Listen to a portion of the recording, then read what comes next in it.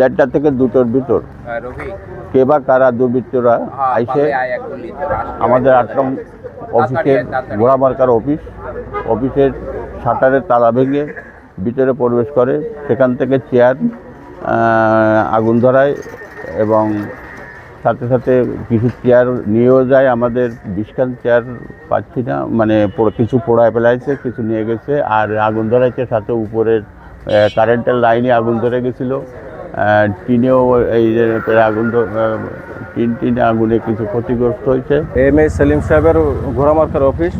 আমরা কালকে রাত 9টা সাড়ে 9টা পর্যন্ত অফিসে ছিলাম। তারপরে অফিসে সবাই যাই, আমরা সবাই যাওয়ার পরে টানা তৃতীয়বার অর্জন করেছে দেশের সেরা সুপার ব্র্যান্ড স্বীকৃতি বসুন্ধরা টিস্যু। রাত্রির 1:30টার দিকে বা ওইরকম 1:40 1:00টার দিকে শুনতে পাই যে এরকম ওই পাশে দোকানদার ওরা ফোন দিল, জানাই যে ঘরে আগুন, তোমাকে দোকানে আগুন লাগছে। পরে আমরা আইসা কিছু লোক এসে দেখলাম যে অফিসে প্রায় আমাদের অর্ধশতাধিক চেয়ার ছিল, তা চেয়ারগুলো নাই। 3-4খান চেয়ার আছে। অফিসের টেবিল ভাঙাচোরা, কারেন্টের লাইনও আগুন ধরে গেছে। 1:40 বাজে আমরা বাসায় ঘুম। তা আমার ছোটো ভাইয়ের ফোন দিছে, কে একজন ফোন দিয়ে বলতেছে যে আপনাদের দোকানে আগুন লাগিয়েছে।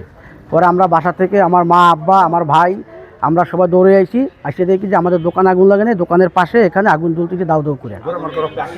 হ্যাঁ, অফিস, ঘোড়ামার্কার অফিস। হ্যাঁ, তারপর আমরা আইসি আমরা বালি এবং প্লাস পানি ছেড়ে দিয়ে আমরা আগুন নিয়ন্ত্রণে